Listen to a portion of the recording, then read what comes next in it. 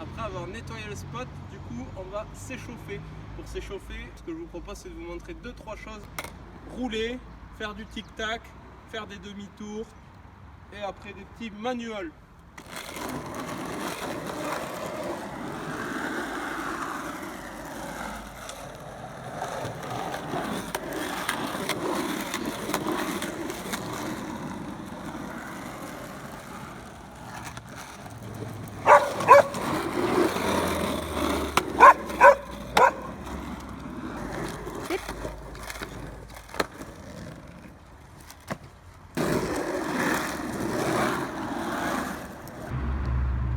Sur ce tutoriel, pour travailler le ollie, donc on va se concentrer à décortiquer le mouvement général du ollie. Et du coup, ça se passe en premier avec la position des pieds, la position du corps entier. Ensuite, on travaille le mouvement des pieds, puis le mouvement du corps, et ensuite la coordination de tout ça. Pour travailler finalement l'amplitude du mouvement, l'amplitude de la figure, et ainsi sauter super haut pour pouvoir arriver à sauter des bouts de bois, des chiens, des mamies, etc. etc. Alors, pour la position des pieds, il faut bien connaître ses pieds. Et du coup, ici, on va repérer la plante du pied. Donc la partie du pied qui est à la limite des orteils et qui arrive jusqu'à la fin de la boule du gros orteil. Cette partie du pied va venir donc ici en bout du skate, à l'extrémité du skate et au milieu. Vous voyez, c'est pas mes orteils qui sont au milieu, c'est la plante du pied qui est au milieu.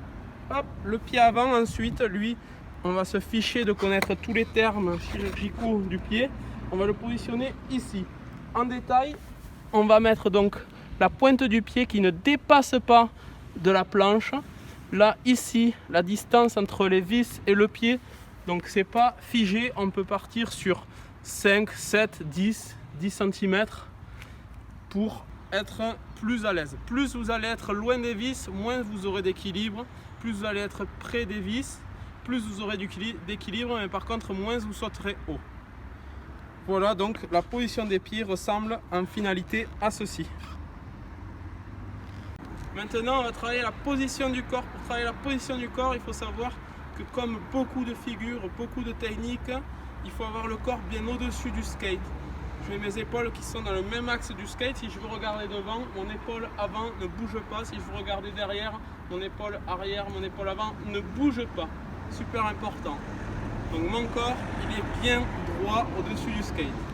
Allez, viens, rapproche-toi. Donc là, on va parler du mouvement des pieds. Le mouvement des pieds, ça va être une des choses les plus compliquées. Le mouvement des pieds, donc on a deux pieds, donc deux mouvements bien distincts. Pied avant, pied arrière. On va oublier le pied avant pour le moment. Hop, on va se concentrer sur le pied arrière.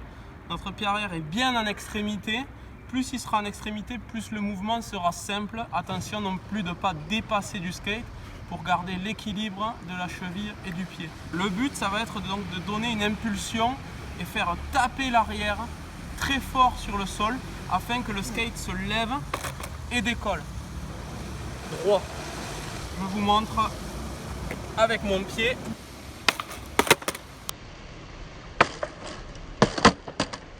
Maintenant qu'on a tapé, il faut bien se concentrer sur l'après-tapé. Puis il faut que notre pied, donc, il est tapé, hop, ça saute. Et lui, il doit prendre, quand vous tapez, prendre un appui très rapide, très éclair, j'ai envie de dire, pour ressauter derrière. Le but, c'est que ça fasse ça. Je remontre, le but, il faut que ça fasse comme ceci. Donc, on tape, ça saute. On ne vient pas rester le pied écrasé au sol. Si vous restez le pied écrasé au sol, tout simplement, ça va empêcher la planche de sauter. Donc, le pied arrière, il vient, il prend une impulsion, il tape, il saute. On est d'accord pour le pied arrière, on passe au pied avant. On est maintenant sur notre pied avant. Le pied avant, lui, il va devoir monter pendant que le pied arrière descend. J'appuie sur le pied arrière, je le fais bien au ralenti là. Mon pied avant va se lever et même se décoller de l'intérieur. Hop, pendant que la planche monte et se met droite comme ça, le pied continue à monter, à se décoller de l'intérieur. Je vais vous montrer avec mon pied ce que ça donne exactement. Il va venir gratter, il faut qu'il reste tout le temps en contact avec le skate, c'est super important. Hop, il vient gratter vers le haut, puis progressivement vers l'avant. Hop, le but c'est qu'en grattant, ils viennent redresser la planche. Vous voyez ce mouvement? Donc je gratte vers l'avant, ça vient redresser la planche. C'est avec ce mouvement-là qu'on va faire un beau ollie. Je vais vous montrer avec le pied ce que ça donne. Donc mon pied est ici. Pendant que j'appuie avec le pied arrière, le pied avant se lève et vient donc, comme je disais, se décoller de l'intérieur. Hop, en contact et pousser vers l'avant en grattant. C'est pour ça que les skateurs ont les chaussures abîmées sur le côté ici, c'est qu'on gratte sur le grip. Je vais vous faire un ollie pour que vous fassiez une idée des pieds.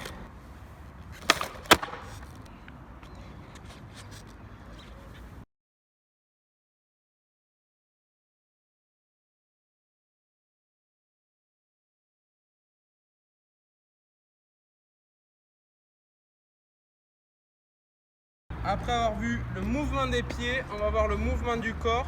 Je rappelle donc la position du corps. Position du corps, les épaules bien au-dessus du skate, on est droit.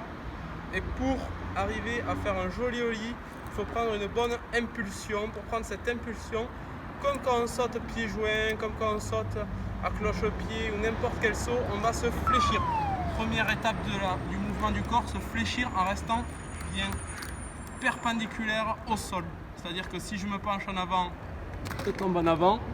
Si je me penche en arrière, si je me penche sur les côtés, si je me penche n'importe comment, je tombe. On se baisse, hop, bien droit, on se baisse, les épaules bien au-dessus du skate. Bien sûr, ça va plus vite en réalité. Et puis quand on va remonter, on va amener nos bras en l'air. Nos bras vont lancer le corps en l'air en même temps que tout le corps se déploie. Le but, c'est de donc bien se propulser vers le haut. En faisant ça, bien sûr, on va venir taper sur le pied arrière. Et ça va être là ici, que l'extension va se finir. C'est une fois qu'on a fini avec notre pied arrière, hop, on vient sauter.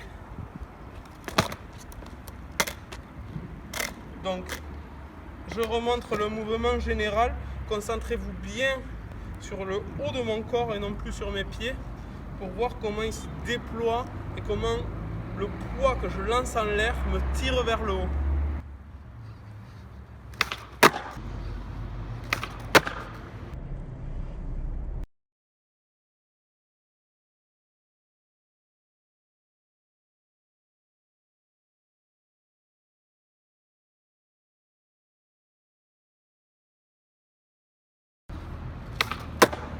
On vient de voir le mouvement pour s'éjecter vers le haut.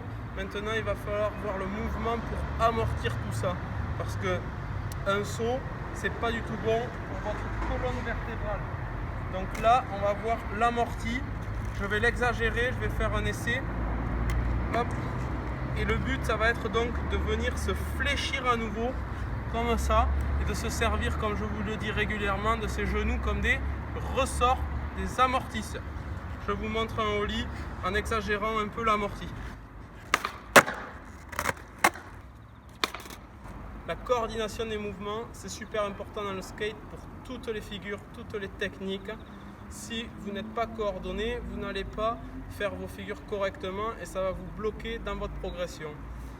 Pour s'améliorer dans la coordination des mouvements, c'est-à-dire faire les mouvements au bon moment et avec le bon geste, il va falloir que vous ayez un œil extérieur ou que vous analysez bien ce que vous faites.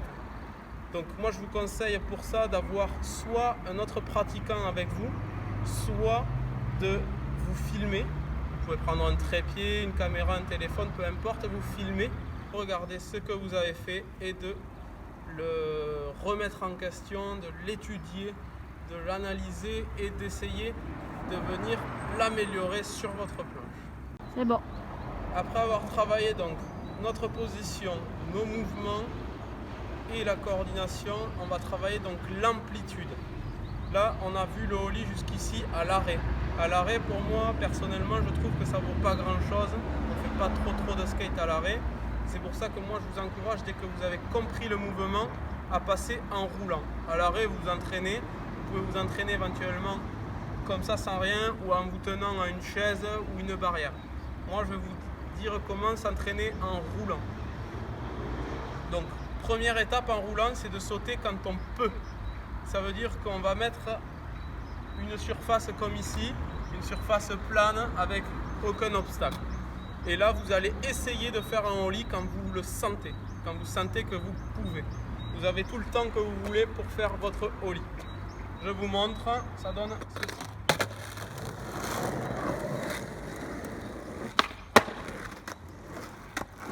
Une fois que vous maîtrisez l'étape de le faire quand on peut, on va essayer de le faire quand on veut, avec une hauteur facile à atteindre, c'est-à-dire pas de hauteur. On va définir cet endroit précis par un obstacle visuel, soit un trait à la craie, soit un morceau de scotch coloré, soit comme ici, une branche, quelque chose de relativement très bas dans lequel on pourrait rouler dessus sans être bloqué. N'hésitez pas à prendre beaucoup d'élan, ça vous servira à être tranquille et pas vous positionner au dernier moment quand vous arrivez vers votre obstacle. Je vous montre.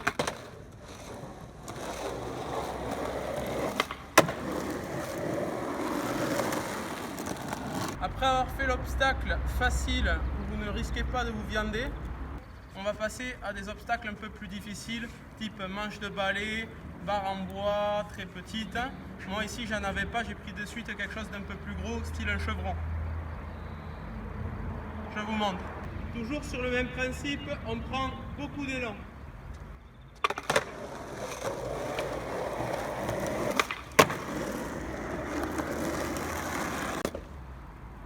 Une fois que vous arrivez enfin à sauter des obstacles, passez à la mesure du skater des planches. Je vous montre. Toujours de l'élan et c'est parti.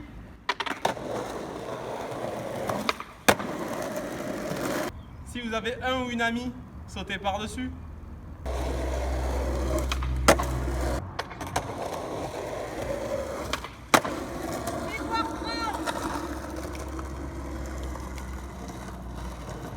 Et puis si vous voulez monter la taille de votre obstacle avec les skates, vous venez les enclencher l'un dans l'autre en passant la planche entre les roues et l'autre planche. Et là, vous avez un obstacle donc de 2 planches. Moi personnellement, comme ça, j'en sautais à l'époque, dans ma jeunesse, j'en sautais 6. Mais ça, c'était dans la jeunesse.